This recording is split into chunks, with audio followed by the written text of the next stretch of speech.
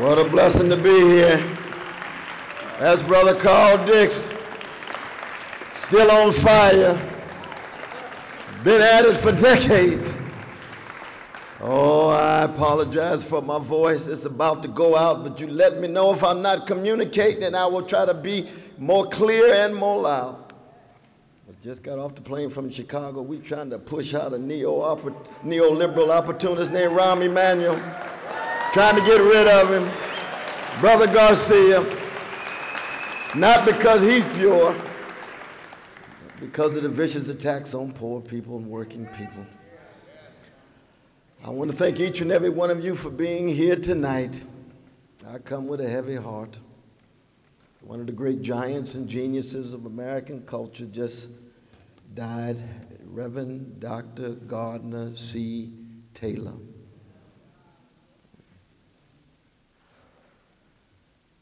He was a big brother of Martin Luther King, Jr. He was a friend of Malcolm X. He was the founder of the Progressive Baptist Convention that said that the National Baptist Convention may be spiritually rich, but there's too much cowardice and conformity. He and Martin Luther King, Jr. broke in the name of a love in the face of a vicious legacy of white supremacy in 1961. He was pastor of Concord Baptist Church, Chocolate Slice of Brooklyn. I know I'm in Manhattan, but Brooklyn is the greatest borough in the world. Oh, I love me some Manhattan, but I know Brooklyn now. Oh, yeah. But let us never forget Gardner Taylor. You may not subscribe to his progressive Christian practice, but you cannot deny his integrity, his honesty, his decency, and his courage. Give it up for Reverend Dr. Gardner C. Taylor. In the early 90s, he's gone now, but we shall never forget it. Never forget it. And the same is true with Mumia Abu-Jamal. Let us keep him in our thoughts. If you're a revolutionary Christian like me, I'm praying for him constantly. I just talked to the brothers and sisters who were there at the Department of Corrections. He's lost 85 pounds already. Mumia Abu-Jamal, unbowed, unbought, refused to sell out, which is so characteristic these days. And people say, oh, but Brother West, didn't he kill a policeman? No, he didn't kill him. He didn't kill it. But he's still in jail. Same is true for Sundiata, so many others. Reason why Assata Shakur is in Cuba today. She didn't do it. But the police will come at you if you straighten up and try to tell the truth. And I begin with those figures because for me, I'm here. The reason why I spend the time with my dear brother Carl Dix year after year after year, the reason why we went to jail over 5 years ago and had the trial for a week and came up guilty, but we had a smile on our face because we were bearing witness. The reason why we went to jail in Ferguson, same reason. Because there were two geniuses that raised the question over 41 years ago, one from St. Louis and the others from North Carolina. I'm talking about Donny Hathaway and Roberta Flack. They raised the question, where is the love? Where is the love? And when you talk about Mumia Abu-Jamal, Fannie Lou Hamer, Ida B. Wells, Sojourner Truth, Rabbi Abraham Joshua Heschel, Cesar Chavez, Dorothy Day, they're what the Isley brothers call a caravan of love. And we're here because when you look at the sparkling eyes of these precious ones, these priceless ones, we're here because we love them and we are unapologetic about our love of our young people, our precious people, our middle-aged people, our older people. And when you love folk, you hate the fact they're being treated unjustly. You loathe the fact they're being treated unfairly. And if you don't do something, the rocks are going to cry out. That's why we here. That's why we gonna march on April 14th. Oh yes. I don't care what color you are. How deep is your love for the young people? And I come from a people who for 400 years have been terrorized and traumatized and stigmatized. One of the most hated people of all of modern history. It begins on the chocolate side of town because it's there where we refuse to be in denial about the legacy of white supremacy in America. It's profoundly human, it's universal, but it has a particularity. I know Brother Calvin, but where's Brother Calvin at? Is he already gone? Tell that brother I love him. I'm going to keep track of him too. Because he's head of the United Clergy, which is a 5-borough organization of black preachers, has called for the resignation of the police commissioner. Called for the firing of the police and the medical helpers who stood there when our precious Eric Gardner was dying and hollering that he couldn't breathe. It's called for not the amending but the ending of stop and frisk. Now why is that significant? That is significant because in this country, including in this city, we got too many mega churches that don't have mega love. Too many mega churches with not enough mega courage of all colors. And the reason being, of course, is that we live in the age of the sellout. Oh yes. We've been told for 40 years to be successful in America is to have material toys and be well adjusted to injustice and well adapted to indifference rather than faithful to something bigger than you and put a smile on your grandmama's face from the grave because she taught you better than that. If she had the spiritual blackout that so many of our black professionals have these days, we wouldn't be here. I know I am who I am because somebody loved me just like we love these young people. That's the tradition that we're talking about. They say, oh, but Brother West, how come you always so hard on the leaders and the black leaders? I say, no, I'm hard on myself. I begin with myself, and then it extends outward. But somebody's got to raise the question. For over 7 years, young black and brown women and men have been shot down by the police every 28 hours.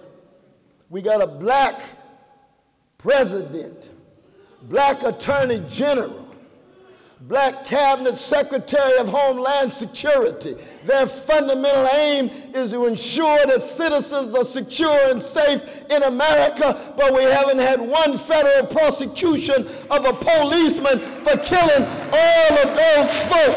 Something is wrong. Something deeply wrong.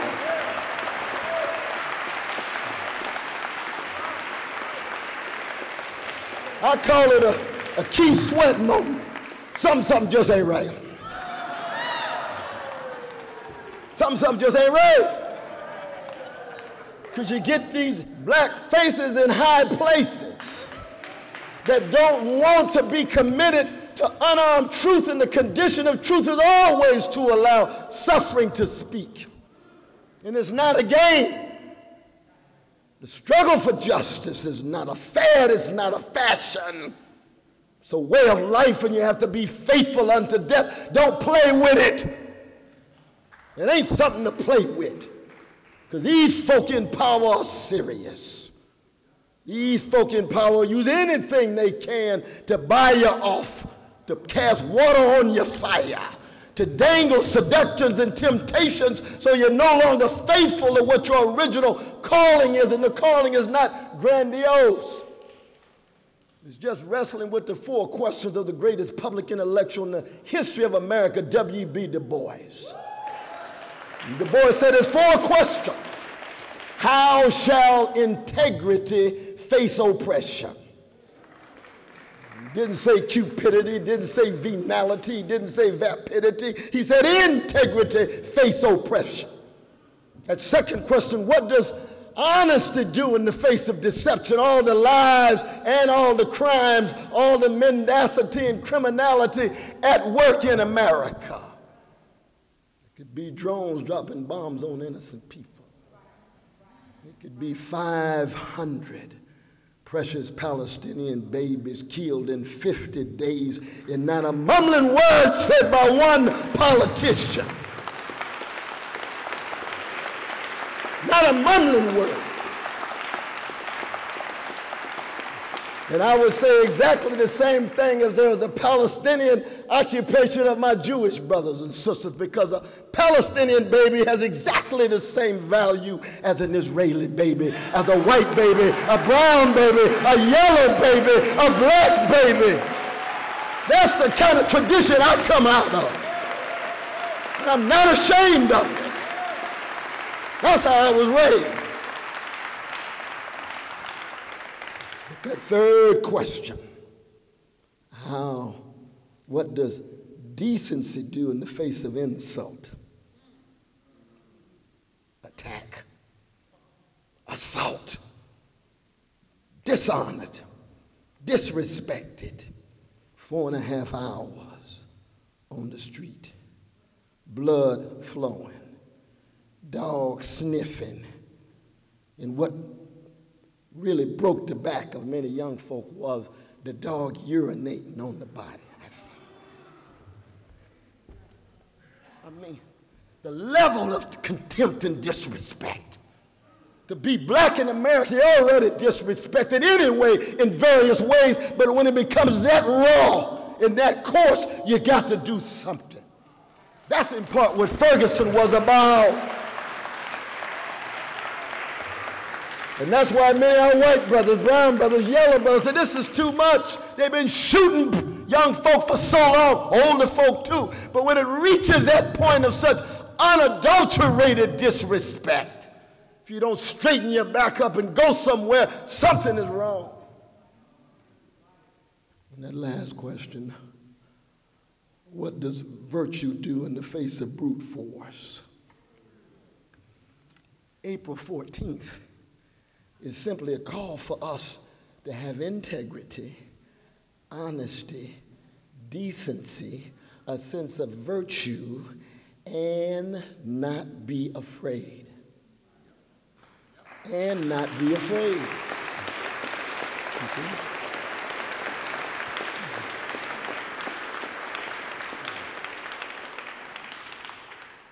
But to put it in another way, especially for black folk, we got to become de-niggerized.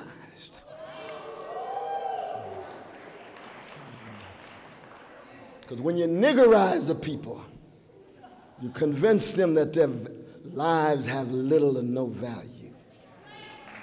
When you niggerize the people, you try to convince them they're less beautiful, they're less moral, they're less intelligent. When you niggerize the people, you keep them so scared and afraid and intimidated that you're walking around laughing when it ain't funny and scratching when it don't itch, wearing the mask, trying to make it through. Straighten your backs up.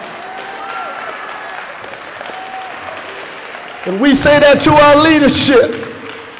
Look at all the different marches they had for Trayvon Martin. We said it then. It's not just a matter of fighting the laws in Florida. It's a matter of putting pressure on the White House, the Department of Justice, and the Congress, as well as the state and the local. I don't care what color your president is. He has a responsibility to make sure his police are not engaging in trigger-happy policing. Or we put it another way, We put it another way. You and I know that if all those precious young folk look like the vanilla youth of Newtown, Connecticut for the last 7 years, every 28 hours they're getting shot down like a dog, do you think there would be no federal prosecutions of a police in America? Hell no. That's the truth we need to tell. We stand with our brown Latino brothers and sisters. We stand with our poor white brothers and sisters. We stand with our Asian and our black brothers and sisters. It's a matter of morality. And for me as a Christian, it's a matter of spirituality. What kind of human being do I want to be? How do I want to live my life in terms of whatever sense of character that I have? Not because I'm perfect, but because I refuse to be a gangster. I refuse to be afraid. Brother Martin used to say, I'd rather be dead than afraid. I agree with that. And that's what our young people more and more are feeling. That's why we cannot allow the spirit of resistance to fade away. That's what the corporate press is talking about. Oh, Ferguson is over. We gone to something else now so they can make some more money on their truncated reportage and on their centralizing media. That's all they want. No, no, no. We here for the long run. Because our love ain't no plaything. And we're going to tell the truth about the system as a whole. Neoliberal agenda. When we talk about neoliberal agenda, we mean financialize, privatize, militarize. That's what rules the country. Big banks, big corporations, big money, 1% of the population own 43% of the wealth, yet 40% of the precious children of color in America live in poverty. That's morally obscene. That's morally obscene. 22% of all America's children, no matter what color, each one precious, living in poverty in the richest nation of the history of the world, with profits coming out like I don't know what, but hemorrhage at the top with the 1%. Thank God for the Occupy movement to at least tell us the truth about that. Tell us the truth about that. But it's not just financialized, but privatized. Privatize the schools. That's what we are fighting in Chicago. Shut down 50 schools, most of them in chocolate Chicago, children dangling, teachers fired, and then shifted to the private schools. You got a problem in America? Bring in the big banks, bring in the GEOs, and privatize so they can make profits and somehow act as if they're dealing with the problem rather than just making more money. And as always, to militarize. We've invested over $500 billion, a Marshall Plan, in what Michelle Alexander calls the new Jim Crow, the prison industrial complex. But when it comes to jobs with a living wage, when it comes to quality education, when it comes to decent housing, can't find a penny, can't find a penny. We got a budgetary deficit. But when it comes to war, when it comes to prison, the money flows, it flows. No, that's hypocrisy. That's mendacity. We're going to tell the truth out of the love that we have. That's why we come together. A lot of people ask me, why could a revolutionary Christian like you work with a revolutionary communist like Carl Dix? And I like to just throw that question out. Brother, I aspire to be a jazz man in the world of ideas, and the blues man in the world, in the life of the mind. And a jazz woman or a jazz man is always flexible and fluid and protein and moving back and forth and here and there. Sometime on the beat, sometime off the beat. Don't know what they're going to play, depending on what I'm feeling like. But there's always an integrity in that. And oh, if I can just be true to the voice of a Billie Holiday. The honesty, the decency, the vulnerability, the truth-telling, the risk-taking, the unbelievable courage to put her soul in her song in such a way that it affects your soul too. She's not just an entertainer. She's a warrior. She's a truth warrior. She's a love warrior. That sets the standard, y'all. So when I work with Brother Carl Dix, I say, oh, I keep track of the love that he has for poor people. I keep track of his willingness to sacrifice. I keep track of our analysis of the capitalist system, the analysis of American imperialism and the empire, and where it overlaps. And where it doesn't overlap, we argue. I think he's wrong on the God question. He knows that. We struggle over what we mean by socialism. I'm a democratic socialist. He's a communist. We got differences. But you know what? Just like in Duke Ellington's orchestra, you allow all the different voices to come forward. You're not concerned about unanimity. You're not concerned about agreeing on every issue. When it comes to the children, we're faithful unto death. We're willing to fight and go to jail. When it comes to defending the working class, we're faithful unto death. We're willing to fight and go to jail. And anybody mess with Carl, I'm going to have to cut forward.